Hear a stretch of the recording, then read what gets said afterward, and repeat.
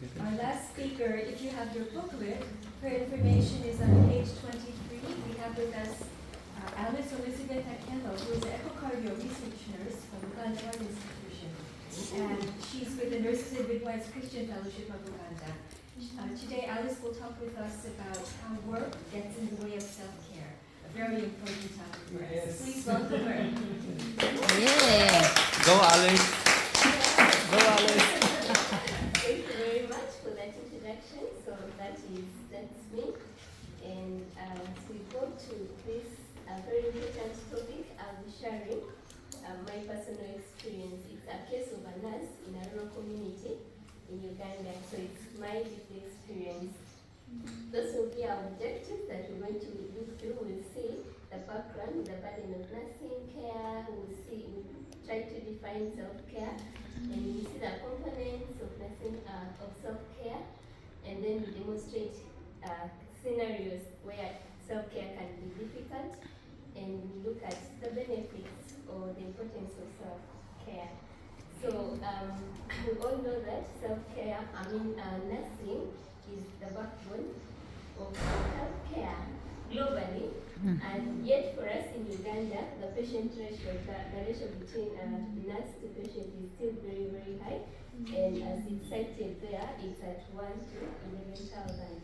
And with that, it's not uncommon to find that most rural health facilities are basically run by one nurse. And that, in a way, it compromises the self-care because you have a lot of things to do. And once self-care is compromised, it also hinders with, it leads to burnout, which in a way compromises with patient care, the quality of care. So as I set out for me to describe, I'll be setting out to share my lived experience as a nurse serving in one of those rural communities. But just before I share my experience, we can look at some of the definitions. I got two from World Health Organization. They say it's the ability of individuals, community to be able to promote health, prevent disease, or be able to cope with illness and disability without the support of, with or without their professional support. But in this case, as nurses, it's like our ability to reduce stress and then be able to take care of our own physical, emotional, and social needs. And then there's this interesting definition by Jill Wagona that says that it's the practice, self-care, the practice of being able to draw from divinely given resources to steward our whole lives for personal enrichment, for the good of others, and for the glory of God. And these divinely given resources could include time, the relationships, the skills and abilities. When we're able to use that for our personal enrichment, we're able to do good to others, and in a way, we glorify God. So that's one of the definitions that I like. It's my favorite definition. And these are the components of self-care. When we're thinking about self-care, we're thinking about physical care, spiritually, socially, emotionally, and intellectually. And so here is my story. At the age of 22, I will explain it with these pictures. At the age of 22, 2015, I was sent as a missionary nurse to one of the communities in Uganda. It's a close community, like 85% Muslim. I just graduated from school and I was looking forward to giving back, to serving God through my profession. I'm going to, this is Yumbe district in Uganda. For you to be able to enter, it's easier to send a nurse than sending a pastor, for example, as a missionary. So it's the nursing that opened the door for me to go and serve in this community. And because I was a nurse, a missionary, I had to also serve in a church. So there was, this is a hospital with different departments. We had in and outpatient, we had maternity, we offered antenatal care, vaccination, HIV care, malnutrition. We had a malnutrition center where we would have to support those children because there was a lot of malnutrition. And then at church as a missionary, I had to start like an English service because I just arrived, no basic language, but also so that I could connect with the youth. So we had an English service, we would do Bible studies together. And but this hospital is a grade 3 health center. We had the staff number. Before I joined, there were 3 and technical staff, and those 3 were all nurses. Her most highly qualified was having a diploma in nursing. Then the other one was having a certificate in midwifery, and the other had a certificate in nursing. But the 2 were both government aided. This is private not-for-profit under an Anglican Church of Uganda, the health center. So they only were able to provide 1 nurse who has certificate, but the 2 were given by the government. But with time, when I joined, so we became 4. So we had 2 diploma with 2 certificates. But over time, one of the nurses with a certificate withdrew because the facility had not paid him for several months. So he left, like he cut off his services. Then also as time went on, the 2 nurses were taken away by the government to the government health facilities. And so that leaves me running around this department alone. And before they were taken, I had started to teach in a primary school. This is my heart. This is where I lived. And this was a school. So I would wake up early in the morning and first go to school, teach children. And why I went to teach in a primary school was because my mothers who were coming for antenatal care were teenagers, 13. I went there at 22, and everyone is asking me, why am I so old without a husband? Because for them, at 13, 14, they are already pregnant, carrying. So for me, I used to tell them, I would be telling them, encouraging them to finish school and be able to maybe go back, deliver your baby and go back to school and maybe find a skill. But then I thought prevention is better than cure. Instead of me waiting for them at antenatal to start telling them these things, why don't I go to school and try to inspire them to stay longer at school? That's why I was their English teacher, because English was not there. Okay, they hardly spoke English. So I was using English as a means to reach out to my mothers, okay, the girls who would later on get pregnant. So as I was running around this, I had this, but I also had a community. My services also were to the community, because some of these people, it was the last district, then you go to South Sudan. So some of them are far, they cannot come to the health center. And our population target coverage was 10,000. That was served by this facility and by those 4 nurses who finally ended up being 1 nurse. So I also had to be going to the community to be able to reach out to those, because there are children who would not get immunized, there are mothers who would not get the antenatal care services. So they have to go to the communities on Saturdays to be able to. I have a picture here of this is me giving out dewormers to the children. So as I was running around with that, a time came when I was tired. I was tired. So there was an issue of understaffing, which led to work overload. Because there's a lot of work to do, I am alone, and it meant I would have to work longer hours to try to serve all these people. And of course, unhealthy schedules, because I would work the whole day, then I get back home maybe at 7 p.m. and I start to light up my charcoal stove to make something, because there's no food in the hospital. So I'm trying to make up something to cook, and the mother arrives in labor. So you leave your charcoal stove there and go and attend to the mother. By the time you come back, the charcoal stove is dead and you don't want to start again. You just can't sleep. So, and then sometimes in the night. Of course, the mothers can also come, or emergencies come in the night. Then the security person, so we don't sleep in the hospital, but we are near the hospital. My heart is not very far from. So the security person will come and knock on your door so that you go and respond to the emergency. So sleeping in a way was also interrupted. And this affected me physically. I would have irregular meals.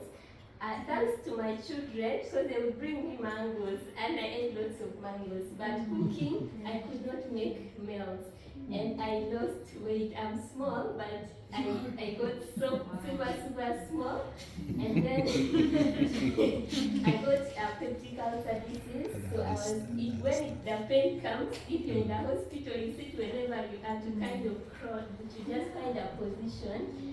And I would hardly sleep. Spiritually, of course, exercise I would not want to know because you're tired, you don't even have the time.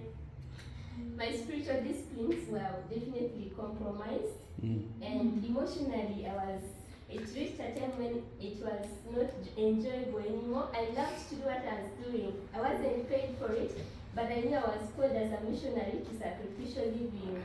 And for us, like, support raising is not very famous. So, but I was happy to do it initially, but it reached a time where now it was more like burdensome.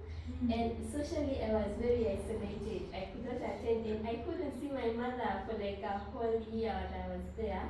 I couldn't attend any other things. I was just rotating within those places. And emotionally, there was one day a friend of mine, not in the same district, but in the same region, she visited, and that was a beautiful day. We made stories and we cooked. She cooked for me, and we ate together. But in the night, as we went to sleep, there is a car which is supposed to take her to a town where she would connect to her place. Around 3 a.m. usually, if you miss that one, you wait for the next day. So for me, I was dreaming. I was dreaming that she missed the car. But sadly for me, just waking up from the dream to the car hooting. The car was hooting at the door for her to go. And she backed up and went.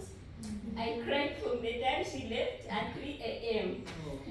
to 8 in the morning when I'm supposed to continue with my work. So I just look at me, self-care, how it is compromising on my care for patients. Look at me with red eyes, red swollen eyes, going to smile for the patients. So that's how it affected me. I'd like us to talk about why it is important that we take care of ourselves. Number one, of course, it's a commandment from God that we love your neighbor as yourself. And loving yourself has has a direct reflection of how you love others. If I have swollen eyes because I cried the whole time, I may not be able to smile properly for the patients. Yeah. So and we are a temple of God where He dwells, and it's good to take good care of our bodies. That if all of us would love to dwell in a good place, and I think God would love to do that. So if you're thinking about sleep or exercise, you want to be fit for God because He dwells in our bodies. And Christ Himself being our master, He demonstrated this because He knew how valuable it is that we take good care of ourselves. In many scenarios, if you look at Mark 6 and chapter 1 and 6, there are cases where Jesus was very busy with His disciples, doing a lot of good, healing diseases, but He would call out His disciples, come with me so that we can go to a solitary place and just be by yourselves and rest. That's what He says. And then also, Himself, before He started His duties, He would find early mornings, He would go to pray, spending time in prayer, and that is refueling. That's if He knew that He needed to pray to be able to get the energy to carry on with that day. So we, as His followers, ought to do the same, because that's where our energy comes from, to be able to run around with all this. But also, Mason demonstrated, he made this statement that if like self-care is more like a bank account, if you keep withdrawing, if at one point you will not have anything else to withdraw.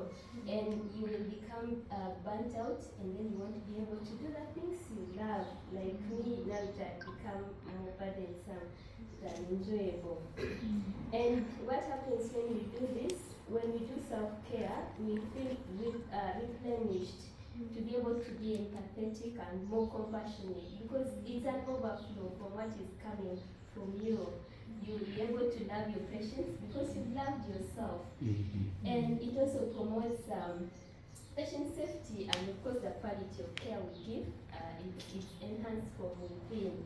Even physically, immunity, it boosts because you have slept enough, you are well rested as a person, and as of course we work, our work environment as nurses is usually stressful, but a body that is well taken care of is able to cope better with the stressors around.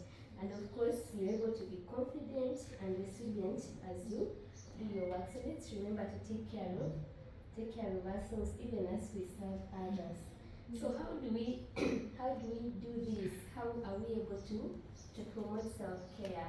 I think as for my case at that time, it reached a time where I was the in charge, I was the leader, so yeah, but if I had a leader, or when in a circumstances, situations where you have a nurse leader, let's just be mindful or see, like look at our workload and try to have an adequate staffing for it, so that we have healthy schedules. Some people are able to take off time to do in the night and rest during the day, and maybe take some time to listen to the nurses and hear more how they are doing. And if possible, we could, like maybe an afternoon, we can say on every Friday we will work up to this time, then give 1 hour to physical exercise together as a group. It's easier actually when you're doing it as a group. You can say every Friday or at this time, let's go for exercise. Yeah. But also as individuals, you can, like we've looked at the components of self-care, spiritual, physical, what. So we need to identify what are our growth areas and what kind of interventions do we need, and then try to set up a routine where you can say, I will be sleeping at this time, I will have my meals at this time, and try to see, and let's acknowledge that this promotional activities, sleep and physical exercise are all for our good, and they're biblical. If we looked at the First Corinthians, where our bodies are a temple of God, and if we look at adequate sleep, the Psalm says that I will lie down and sleep because you alone let me dwell in what? In safety, because you trust in the Lord in your sleep. And it's not a luxury. God knew that our bodies need it, so He gave it to us as a gift that we need to enjoy. And spending time, quiet time, the Lord really looks forward to time with us. And those times, those are the times where we refresh, where we hear Him, where you can focus on, because there's so much good to do, but maybe He has not called us to do all that good. Yeah, so when you focus, when you spend time with Him, then you're able to focus on what actually do you want me to do here? In this case, what's the priority? Because I had all that, but maybe I didn't have to do all that. Because finally when I got sick, for like 2 weeks, I was away from the health center, and it didn't close. Like, it didn't close. I don't know how it happened then, but it happened. So, when you focus, God leads you to the priority areas where you can most glorify Him. And you know that prayer is our fuel, where we can get the energy to keep running. In my conclusion, however busy and relentless business may seem necessary, but it can also lead to chronic stress and burnout. And then that will hinder. We are not refreshed, we are not doing good because we are just doing because it has to be done. It doesn't glorify God at the end of that day. And like you said, the kind of care we give to people is reflected. You cannot give from an empty cup. There was that point where I was feeling like I am pouring from an empty cup, and that's not a safe place to be in. And when we pause to just be able to refresh ourselves, It's a reflection of our trust in the Lord, that He's able to do even without us. Now I'm not in that place, and I'm sure God is taking good care of those people. Yeah, so if we don't do that, we'll be thinking it's about us, and if we don't, then maybe what will happen? But let's trust God that He cares about those people, but He also does care for you. So, yeah. Thank you very much for listening. This was my send-off after spending my 1 year there. It was a Muslim community. We had 15% Christian. So there was a Christian leadership that came to send me off. Then there was a Muslim leadership that came for my send-off.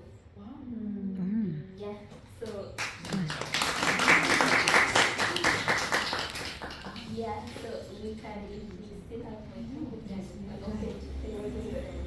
How did you manage, did you come to find a balance where you could continue to work there and still have things functioning? Or what did you do?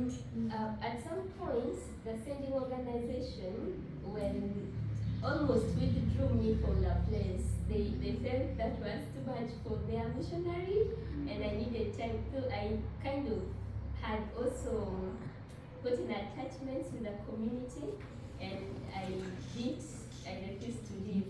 I asked to stay, but they could pick me up for like in 3 months, they could pick me up for about 2 weeks to just do the training, be in Kampala, be a bit of meet other missionaries, and those were beautiful moments to be able to tell the stories, eat good food, sleep. That was helpful for me. But so that's the only thing I did. But the rest of the activities when I got back were similar, because there was things to do. Yeah. I didn't learn my lessons then. Maybe if I went back now, I would do less. I would choose less things to do, which are within my means. Yeah. So, is this situation still happening right now? Like you are the only person in that community? I left that. I left. Oh, you that left? Place. Yes, I left that place, and I now work for Uganda Heart Institute. I see, okay. Yes, though I think it's a general issue that we are caught up in a way where you don't have, like now I know, there's still a gap between knowledge and practice. I know this, but because I have a job that requires targets, I have to deliver even my current job is not very different. We are many in a way, but we have bigger targets to achieve.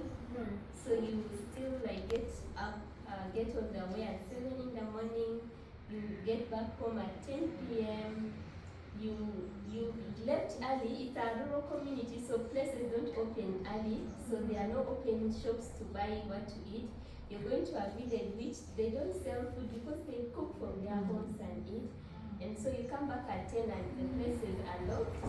But also you work the whole day, you don't want to know. Usually when I'm coming from my door, I'd be like, I don't want to check my kitchen, I just want to go through the bathroom and go to my bed.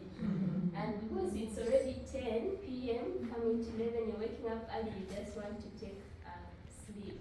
So in a way, it's a way you're caught up in, which probably the nursing leadership would do something about it and be strict at like, by 5 you guys need to be getting back home, or okay, the targets, let's cut them down and prolong the period of time to achieve the targets, things like that.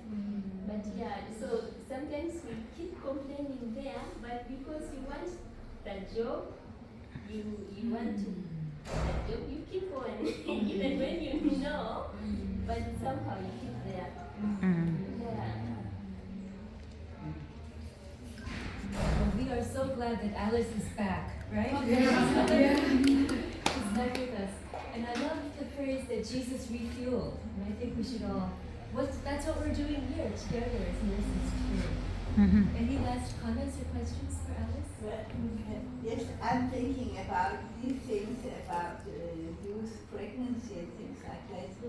I mean, of course, what I'm talking about, that that demands that if their period, their cycles is respected. But there is, I don't know if you know, you may know about it. There is an Australian material called the Billings method, where when you are healthy, you can look at your fluid, your female fluid from your female fluid, that it changes through the month, so that it is, when it's yellow, then you are not fertile, and then it gets clear fluid, that's when you start your fertile period, and when it is like egg white, then you're maximum fertile. So if the girls would come to know about this, at least if they have got some kind of influence on their sexual relationships, that could be helpful for them to know when they are fertile. Yeah, and yes, that would be good.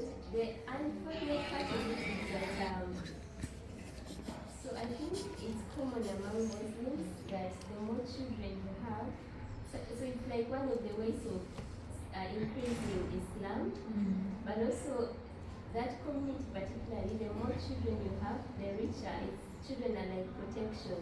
So you find that one husband of theirs, because they have many wives, has started having 13, 14. There's one who came with two, one was 13, one was 14. They were both pregnant, and he's young himself. And what they do, they get you pregnant, you sort yourself. Because for them, they be at the trading center with the rest of the boys. They don't remember. But the point is, they have to have many children. So you have to give birth to. So, and one man can have like 10 children, because that's measured as security and wealth in a way. If you have less children, maybe your land will be taken away or something.